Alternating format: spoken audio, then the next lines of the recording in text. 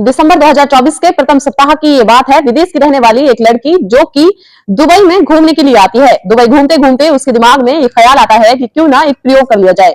दरअसल उसके दिमाग में आता है कि उसके पास एक बहुत महंगा गोल्ड का हार होता है और साथ ही उसके पास एक हीरे की अंगूठी होती है। उसने इस गोल्ड के हार और हीरे की उस अंगूठी को एक ऐसी जगह पर रखने का प्लान बनाया जहां से बहुत सारे लोगों का आना और जाना लगा हुआ था। ऐसे ही एक मार्केट में वो पहुंच जाती है। फुटपाथ है, फुटपाथ के किनारे बहुत सारी महंगी महंगी गाड़ियां खड़ी हुई हैं। साथ ही वो महिला आराम से छिप जाती है और अपने गोल्ड के उस हार को और उस हीरे की अंगूठी को कार के एक बोनेट पर रख देती है। और कार के बोनेट पर रखने के बाद जब छिप जाती है तो उसका एक कैमरा होता है, वो कैमरा लगातार चल रहा था। लगभग 30 मिनट का समय बीत जाता है। इस 30 मिनट के समय में किसी भी व्यक्ति ने, जबकि यहाँ से सैकड़ों लोग यहाँ से आते हैं, जाते हैं, निकलते हैं, उधर उनकी निगाह जरूर जा रही थी, लेकिन किसी ने भी ना तो उस हीरे की अंगूठी को उठाने की कोशिश की और ना ही उस गोल्ड के हार को उठाने की कोशिश की, जबकि उनकी कीमत बताई जाती है लगभग 12 से 15 लाख रुपए के आसपास होती है। हीरे की अंगूठी होती है, गोल्ड होता है, उनकी कीमत बहुत हाई होती है। लेकिन जब आधा घंटा बीत जाता है, फिर उस औरत को, उस महिला को इत्मीनान हो जाता है कि इसको कोई छुएगा तक नहीं। तभी वो एक वीडियो बनाकर सोशल मीडिया पर अपलोड कर देती है और जैसे ही सोशल मीडिया पर ये वीडियो अपलोड होता है तो पूरी दुनिया में इस वीडियो की चर्चाएं होनी शुरू हो जाती हैं। लोग कहने लगते हैं कि कानून तो हर देश में बने हुए हैं, लेकिन कानून का दरअसल प्रयोग और पालन इन्हीं जगहों पर होता है। इसलिए किसी की हिम्मत नहीं पड़ती, ना तो कोई चोरी कर सकता है, ना ही कोई डकैती डाल सकता है, ना ही कोई जो कानून होते हैं, चाहे वो ट्रैफिक के कानून हो या फिर वहां के लोगों के द्वारा बनाए गए कानून हो, इन्हें तोड़ने की किसी को में हिम्मत नहीं होती। दरअसल आज की जो कहानी मैं आपको सुनाने जा रही हूँ, इस कहानी में कुछ ऐसा ही होता है। कानून था, कानून का पालन करना था, लेकिन कानून को तोड़ दिया जाता है। और जब कानून टूट जाता है तो उसके बाद उसको सजा सुनाई जाती है और जब सजा की जानकारी उस लड़के के घर तक पहुंचती है तो ना केवल घर वालों का बल्कि पूरे गांव वालों का रो रो कर बुरा हाल हो जाता है। अब करे तो क्या करे, क्योंकि मामला सऊदी अरब से जुड़ा हुआ था। वहां के कानूनों का इतनी सख्ती से जो पालन होता था। आदाब, नमस्कार, सत श्री अकाल, अस्सलाम वालेकुम। मैं साजिया। आज की जो सच्ची घटना मैं आपके सामने सुनाने जा रही हूँ, ये सच्ची घटना शुरू होती है सऊदी अरब से। दरअसल सऊदी अरब के मंत्रालय में एक पत्र लिखा जा रहा था और जो पत्र लिखा जाता है वो पत्र जैसे ही पूरा कंप्लीट होता है उस पर संबंधित अधिकारी के सिग्नेचर होते हैं। सिग्नेचर के बाद तत्काल प्रभाव से उस लेटर को भारत के दूतावास में भेज दिया जाता है ताकि देरी ना हो। और जब देरी ना हो तो इसलिए जब भारत के दूतावास में उस अधिकारी के पास वो पहुंचता है तो इस लेटर को वो कहते हैं जितनी जल्दी हो सके भारत के विदेश मंत्रालय में पहुंचा दो ताकि किसी भी तरह की कोई लापरवाही नहीं होनी चाहिए। अब भारत के विदेश मंत्रालय में वो पहुंच जाता है, यानी कि वो दिल्ली आ जाता है और दिल्ली से वो लेटर चलना शुरू होता है और सीधा उत्तर प्रदेश के जिला मेरठ के जिला अधिकारी के पास में पहुंच जाता है।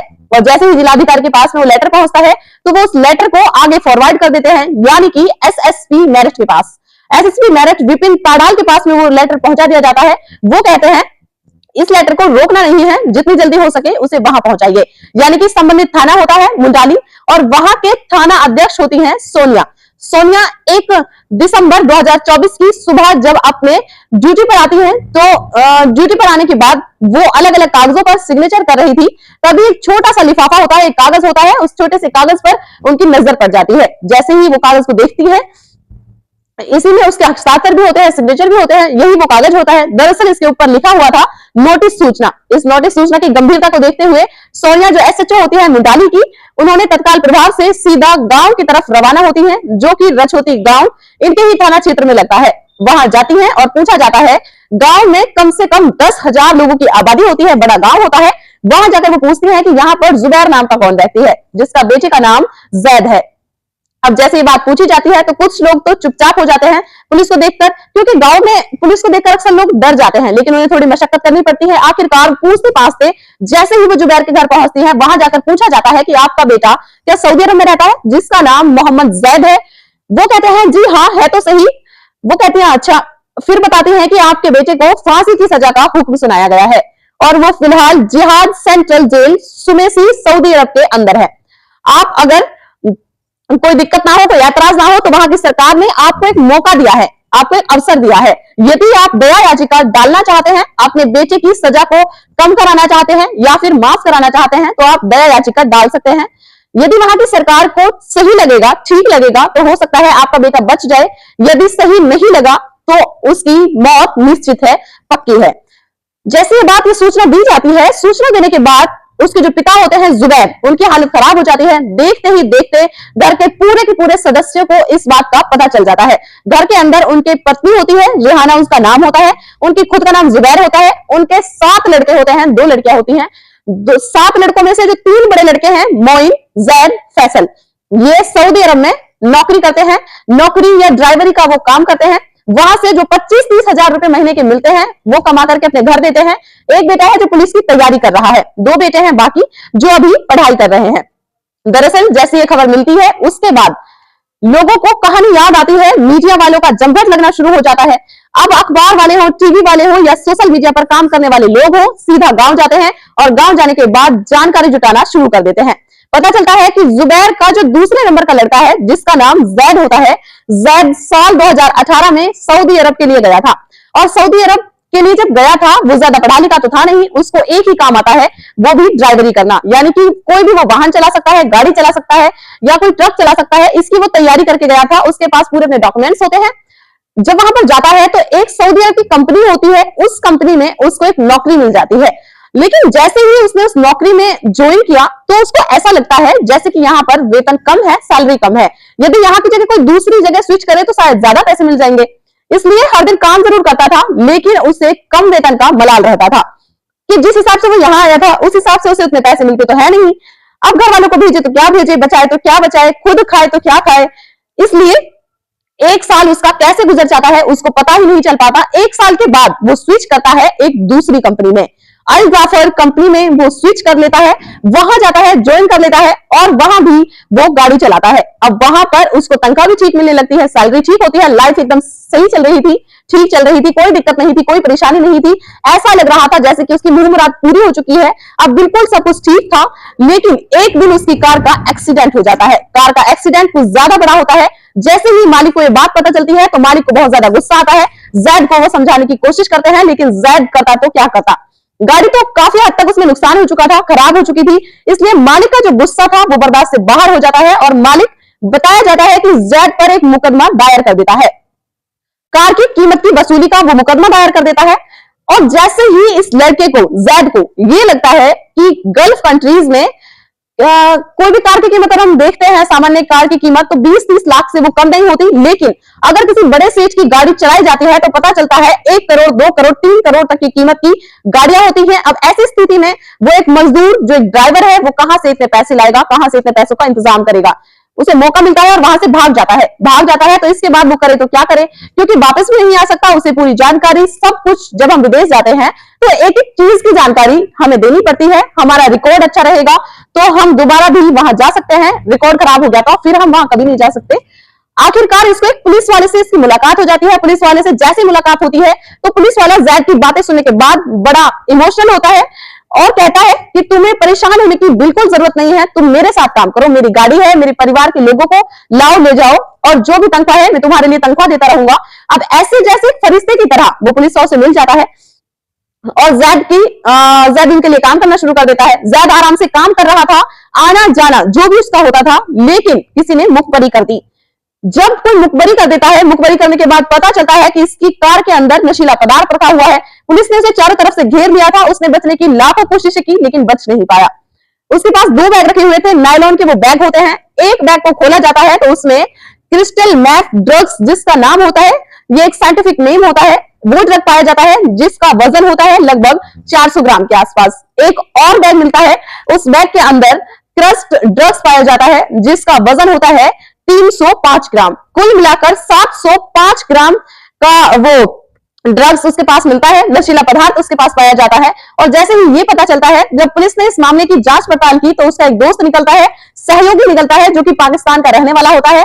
पुलिस उसको भी पकड़ती है, जैद को भी पकड़ती है। इन दोनों को पकड़ने के बाद गिरफ्तार किया जाता है और 15 जनवरी 2030 को इनको जेल में डाल दिया जाता है। और जब जेल में जाते हैं तो जैसे इंडिया में कोई केस होता है और केस के बाद पैरवी होती है, पुलिस चार्जशीट लगाती है, अदालत में मामला पहुंचता है, वकील जिरह करते हैं, जज सुनवाई करते हैं। इसी तरह से लगातार वो तारीख पर तारीख पड़ती रहती है और तारीख पर तारीख पड़ने के बाद यहां मामला सरकार से सीधा टकराता है। क्योंकि यहां किसी का मर्डर नहीं हुआ है, बल्कि सरकार यानी कि पुलिस ने पकड़ा है और सरकार ही पैरवी कर रही है। ऐसी स्थिति में जो भी पुख्ता सबूत, जो भी प्रूफ जुटाए जा सकते थे, पुख्ता सबूत जुटाए जाते हैं। मीडिया रिपोर्ट ये कहती है जैद और जो पाकिस्तानी वो लड़का था उसका सहयोगी जो होता है, इन्होंने अपने जुर्म को भी कबूल कर लिया। जैसे इन्होंने अपना जुर्म कबूल किया, क्रिमिनल कोर्ट मक्का की जो आपराधिक न्यायालय होता है वहां पर संयुक्त जजों की टीम बैठती है। उन्होंने पूरे मामले की सुनवाई की। सुनवाई करने के बाद इन दोनों को सजाए मौत का हुक्म सुना दिया जाता है कि तुमने जो अपराध किया है, यानी कि तुम्हारे पास 705 ग्राम का जो नशीला पदार्थ पाया गया है, यानी कि जो ड्रग्स पाया गया है, इसके अपराध के जुर्म में आपको सजाए मौत का हुक्म सुनाया जाता है।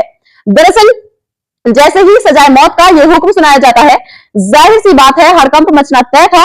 ये जो रछोते गांव है, जिस गांव का ये जैद रहने वाला होता है, उस गांव की आबादी बताई जाती है 10,000 के आसपास। ऐसा कोई घर होगा शायद जिस घर से कोई लड़का, कोई आदमी, कोई पुरुष सऊदी अरब में ना रहा हो। लगभग बताया जाता है कि 650 से 700 ऐसे लोग हैं जो सऊदी अरब में नौकरी करते हैं और मोस्टली 100% 99% ऐसे लड़के हैं, ऐसे आदमी हैं जो ड्राइवरी का ही काम करते हैं। हालांकि पिछले दिनों एक मोहम्मद मुस्लिम नाम का एक लड़का होता है, वो भी ड्राइवर ही था, उसका मर्डर हो जाता है। किन कारणों से उनका मर्डर हुआ था, जबकि इस गांव के बहुत सारे लड़के हैं जो वहां काम करते हैं, लेकिन कभी किसी के साथ ना कोई आपराधिक वारदात हुई है, ना ही कोई घटना हुई है। लेकिन एक मोहम्मद मुस्लिम था जिसका मर्डर हो जाता है और उसके मर्डर के बाद क्या हुआ क्या नहीं हुआ उसके बारे में ज्यादा जानकारी मिल नहीं पाई। लेकिन 600-700 लोगों में जैसे ही सबको पता चलता है कि जैद के साथ कुछ इस तरह की घटना हो चुकी है, तो 15 जनवरी 2023 से लेकर ये मामला लगातार चल रहा था। जब अदालत इन्हें मौत की सजा सुना देती है, वहां फांसी नहीं दी जाती। बताया जाता है कि वहां पर चौराहे पर आदमी के हाथ बांधकर उसे बिठाया जाता है और उसकी गर्दन को कलम कर दिया जाता है। इसी तरह से हो सकता है कि इसके साथ भी कुछ ऐसी ही वारदात हो। लेकिन जब सऊदी अरब के जब वहां की गवर्नमेंट है, सरकार है, क्योंकि राजतंत्र है, वहां पर राजा है, इसलिए उन्होंने उनकी तरफ से एक मैसेज, एक तन्ने होता है यहाँ इंडिया के लिए कि अगर उसके परिवार के लोग ये चाहते हैं कि वो अपील करना चाहते हैं दया याचिका के लिए, तो हम उन्हें एक अवसर देते हैं, एक मौका देते हैं। और जैसे ही परिवार के लोगों को ये बात पता चलती है, तो परिवार के लोग इस घटना को सुनकर उनका रो रो कर बुरा हाल हो जाता है। उन्हें कोई लीड नहीं मिल रही थी, उन्हें कोई लाइन नहीं मिल रही है कि आखिरकार करें तो क्या करें, किस रास्ते से जाएं, कैसे जाएं, क्या करें, क्या प्रोसेस होता है। हालांकि इस मामले में अब बड़ी संख्या में लोग ये जानकार हैं, जो जानकार हैं उनके जानकार लोगों ने परिवार के लोगों से संपर्क करना शुरू कर दिया है ताकि जैद की जिंदगी को बचाया जा सके, ताकि उसे मौत की सजा से छुटकारा दिलाया जा सके, ताकि उसे इंडिया वापस सही सलामत लाया जा सके। इस तरह की कोशिश चल रही है और चाहे वो विदेश मंत्रालय हो या फिर भारत सरकार हो, कोई भी हो या फिर अन्य कोई माफिया हो, उनके माध्यम से, उन्हें सोशल मीडिया के माध्यम से, अखबारों के माध्यम से, टीवी के माध्यम से परिवार के लोग अपील कर रहे हैं कि उनके बेटे को बचा लिया जाए। उनका बेटा पूरी तरह से निर्दोष है। हालांकि उनके कहने का मतलब निर्दोष है, लेकिन वहां के जो कानून है इस मामले में जब कोर्ट में जरे हुई है, पुलिस ने जो अपनी चार्जशीट लगाई होगी उसके हिसाब से, उस साथ ही जो उन्होंने अपना जुर्म कबूल किया है उसके हिसाब से तो वो अपराधी सिद्ध हो चुके हैं। कब उसको फांसी होगी इसके बारे में कुछ कह नहीं सकते। लेकिन अगर हम आंकड़ों की बात करें तो साल 2024 में बताया जाता है कि 214 लोगों को मौत की सजा हुई थी, जिसमें से 101 विदेशी लोग होते हैं, जिनमें से 101 विदेशियों में 21 पाकिस्तानी हैं। भारत के 2 या 3 लोग बताए जाते हैं, जिनमें जैद भी शामिल है। अब ये जो आंकड़े हैं लगातार बढ़ रहे हैं। साल 2023 की अगर हम बात करते हैं तो 24 लोगों को मौत की सजा दी गई थी और 2022 की अगर हम बात करें तो 34 लोगों को सजा दी गई थी। दोनों साल 34 लोगों को सजा दी गई थी। यह आंकड़ा 3 गुना से कहीं ज्यादा हो चुका है। जो विदेशियों को अब की बार साल 2024 में 101 विदेशी हैं और टोटल मिलाकर 214 लोग हैं। आगे क्या होगा क्या नहीं होगा सब बताया जाता है कि जितने भी लोगों को सजा सुनाई गई है उसमें काला जादू, राजद्रोह, हत्या, रेप, ड्रग्स, इस तरह के जो आरोप हैं, उन आरोपों में जब वो सिद्ध हो जाता है कंप्लीटली, उसके बाद सजा दी जाती है। बीच चौराहे पर लेकर जाते हैं, हजारों की संख्या में लोग देख रहे होते हैं, उसको बिठाया जाता है, हाथ उसके पीछे की तरफ बांध दिए जाते हैं और सर पर कपड़ा ढक दिया जाता है। कोई जल्लाद आता है और उसकी गर्दन को कलम करके निकल जाता है। यानी कि ये एक साथ शायद दुनिया के किसी इतिहास में ऐसा यहां पर होता है, गल्फ कंट्रीज में शायद ऐसा होता है। अगर कोई अपराध करेगा तो उसके लिए कानून का इतना खौफ पैदा कर देते हैं कि वो कानून का दुरुपयोग करने से पहले, कानून को तोड़ने से पहले हजारों बार सोचते हैं। अब देखने वाली बात यह है कि क्या जुबैर अपने बेटे को बचा पाएंगे या नहीं, क्या इस गांव का लाडला वापस आ पाएगा या नहीं, यह तो खैर भविष्य की गर्भ में छिपा है। लेकिन जिस तरह की एक घटना होती है, उस घटना से लोगों में जो विदेश में यानी कि जो सऊदी अरब या गल्फ कंट्रीज में नौकरी करने के लिए जाना चाहते हैं, उनके अंदर एक डर पैदा हो गया है।